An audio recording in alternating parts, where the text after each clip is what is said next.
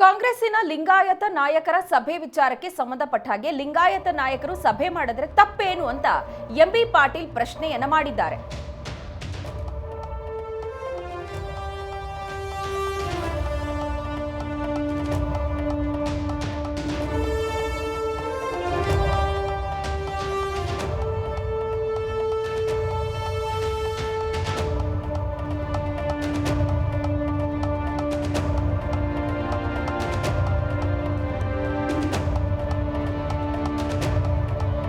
ಕಾಂಗ್ರೆಸ್ಸಿನ ಲಿಂಗಾಯತ ನಾಯಕರ ಸಭೆ ವಿಚಾರಕ್ಕೆ ಸಂಬಂಧಪಟ್ಟ ಹಾಗೆ ಲಿಂಗಾಯತ ನಾಯಕರೆಲ್ಲ ಒಂದು ಕಡೆ ಸೇರ್ಕೊಂಡು ಸಭೆ ಮಾಡಿದ್ರೆ ತಪ್ಪೇನು ಅಂತ ಸಚಿವ ಎಂಬಿ ಪಾಟೀಲ್ ಪ್ರಶ್ನೆಯನ್ನ ಮಾಡಿದ್ದಾರೆ. ತೀರಾ ಇತ್ತೀಚೆಗಷ್ಟೇ ಸಂಜಯ್ ನಗರದಲ್ಲಿರುವಂತಹ ವಿನಯ್ ಕುಲಕರ್ಣಿ ಅವರ ನಿವಾಸದಲ್ಲಿ ಲಿಂಗಾಯತ ನಾಯಕರೆಲ್ಲರೂ ಕೂಡ ಒಂದು ಸಭೆಯನ್ನ ಸೇರಿದ್ರು. ಬಹಳ ಪ್ರಮುಖವಾಗಿ ಚನ್ನರಾಜ ಹಟ್ಟಿಹೊಳಿ, ಜಮಖಂಡಿಯ ಆನಂದ್ ನ್ಯಾಮಗೌಡ ಹಾಗೆ ಬೆಳಗಾವಿ, ಧಾರವಾಡ, ವಿಜಯಪುರ ಭಾಗದ ಲಿಂಗಾಯತ ನಾಯಕರೆಲ್ಲರೂ ಕೂಡ ಈ ಸಭೆಯಲ್ಲಿ ಭಾಗಿಯಾಗಿದ್ರು. ವೀರೇಂದ್ರ ಪಾಟೀಲರ ಬಳಿಕ ಲಿಂಗಾಯತ ನಾಯಕರಿಗೆ ಅಧಿಕಾರವನ್ನ ಕೊಟ್ಟಿಲ್ಲ. ಸಿಎಂ ಸ್ಥಾನ ಅನ್ನುವಂಥದ್ದು ಕಾಂಗ್ರೆಸ್ನಲ್ಲಿ ಲಿಂಗಾಯತ ನಾಯಕರಿಗೆ ವೀರೇಂದ್ರ ಪಾಟೀಲ್ ಬಳಿಕ ಸಿಕ್ಕಿಲ್ಲ. ಹಾಗಾಗಿ ಈ ಸಭೆಯನ್ನ ಮಾಡಲಾಗಿದೆ. ಸಿಎಂ ಬೇಡಿಕೆಯನ್ನು ಇಟ್ಕೊಂಡು ಲಿಂಗಾಯತ ನಾಯಕರೆಲ್ಲ ಒಗ್ಗಟ್ಟಾಗಿದ್ದಾರೆ ಅನ್ನುವಂತ ಒಂದಷ್ಟು ವಿಶ್ಲೇಷಣೆಗಳು ಕೇಳಿ ಬಂದಿತ್ತು. ಬಟ್ ಇದೀಗ ಸಚಿವ ಎಂಬಿ ಪಾಟೀಲ್ ಪ್ರಶ್ನೆಯನ್ನ ಮಾಡುವಂತ ಸಂದರ್ಭದಲ್ಲಿ ನಮ್ಮಲ್ಲಿ ಸಿಎಂ ಹುದ್ದೆ ಖಾಲಿ ಇಲ್ಲ ಅಂತ ಕೂಡ ಹೇಳಿದ್ದಾರೆ. ನನ್ನ ಹೇಳಿಕೆಗೆ ರಾಜಕೀಯ ಬಣ್ಣ ಕೊಟ್ರೆ ನಾನೇನು ಮಾಡೋದಕ್ಕೆ ಸಾಧ್ಯ ಆಗೋದಿಲ್ಲ. ಇದರ ಜೊತೆಗೆ ಸ್ವಯಂ ಘೋಷಿತವಾಗಿ ನಾನೇ ಸಿಎಂ ಆಗ್ತೀನಿ ಅನ್ನೋದಕ್ಕೇನು ಸಾಧ್ಯ ಇಲ್ಲ. ಹಾಗಂತ ಹೇಳೋದಕ್ಕಾದ್ರೂ ಸಾಧ್ಯನಾ ಅನ್ನುವಂತ ಪ್ರಶ್ನೆಯನ್ನ ಮಾಡುವ ಮೂಲಕ ಕಾಂಗ್ರೆಸ್ ಲಿಂಗಾಯತ ನಾಯಕರ ಸಭೆಯನ್ನ ಸಮರ್ಥನೆ ಮಾಡಿಕೊಂಡಿದ್ದಾರೆ. ಕೆಲವೇ ದಿನಗಳ ಹಿಂದೆಯಷ್ಟೇ ಎಸ್ಟಿ ನಾಯಕರೆಲ್ಲರೂ ಕೂಡ ಸತೀಶ್ ಜಾರಕಿಹೊಳಿ ಅವರ ನಿವಾಸದಲ್ಲಿ ಸಭೆಯನ್ನ ಸೇರಿದ್ರು. ಒಂದು ಡಿನ್ನರ್ ಮೀಟಿಂಗ್ ನಲ್ಲಿ ಎಲ್ಲ ನಾಯಕರು ಭಾಗಿಯಾಗಿದ್ರು.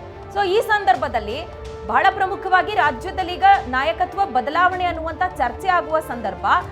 ಒಂದೊಂದು ಸಮುದಾಯದ ನಾಯಕರು ಕೂಡ ಈ ರೀತಿ ಸಭೆಯನ್ನ ಸೇರುವಾಗ ಹಲವು ರೀತಿಯಾದಂತಹ ವಿಶ್ಲೇಷಣೆಗಳಿಗೆ ಅದು ಎಡೆ ಮಾಡಿ ಕೊಡುತ್ತೆ.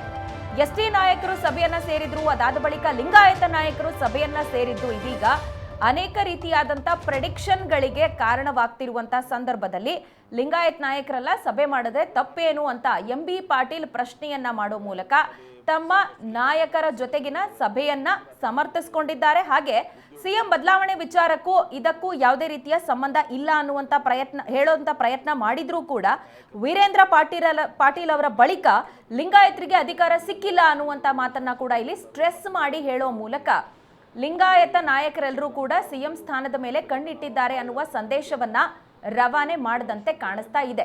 ನಮ್ಮ ಬಸವ ಕಲ್ಯಾಣದಲ್ಲಿ ಅನುಭವ ಮಂಟಪದಲ್ಲಿ ಕೇಳಿದ್ದೀವಿ. ನೋಡಿಪ್ಪ, ನಾನು ಯಾವ ಸಂದರ್ಭದಲ್ಲಿ ಹೇಳಿದ್ದೀನಿ, ಯಾರೋ ಒಬ್ಬರು ಪ್ರಶ್ನೆ ಹೇಳಿದ್ದೀನಿ, ಲಿಂಗಾಯತರು ಸಭೆ ಮಾಡ್ಬೋದು, ತಪ್ಪೇನಿದೆ?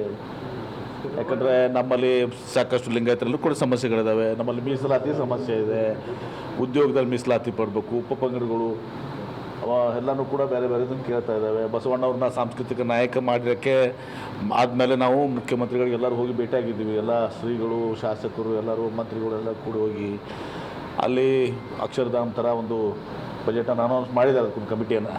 ಮತ್ತು ವಚನ ವಿಶ್ವವಿದ್ಯಾಲಯನ ನಮ್ಮ ಬಸವ ಕಲ್ಯಾಣದಲ್ಲಿ ಅನುಭವ ಮಂಟಪದಲ್ಲಿ ಕೇಳಿದ್ದೀವಿ. ಜೀರ್ಣೋದ್ಧಾರ ಆಗಬೇಕು, ಎಲ್ಲ ಸಣ್ಣ ಸಂಸ್ಕೃತಿ ಕೇಳಿದ್ದೀವಿ. ನಮ್ಮ ಸಮಸ್ಯೆಗಳಿಗೆ ನಾವು ಕುಡಿದ್ರೆ ತಪ್ಪೇನಿದೆ ಅಂತ ನಾನು ಹೇಳಿದ್ದೀನಿ.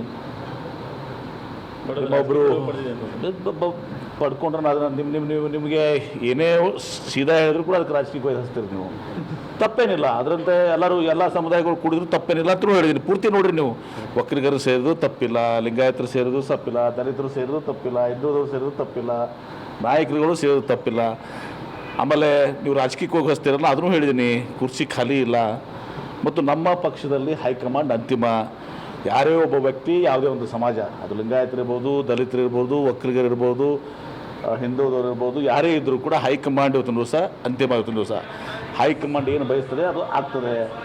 ನಾವು ಸಮುದಾಯದವರಾಗಲಿ ಅಥವಾ ಏನು ವೈಯಕ್ತಿಕವಾಗಿ ನಾವು ಸ್ವಯಂ ಘೋಷಿತವಾಗಿ ನಾವು ನಮ್ಮ ಮುಖ್ಯಮಂತ್ರಿ ಅಂದ್ರೆ ಅದು ಆಗದರೆ ನಮ್ಮ ಪಕ್ಷದ ಪದ್ಧತಿ ಇಲ್ಲ.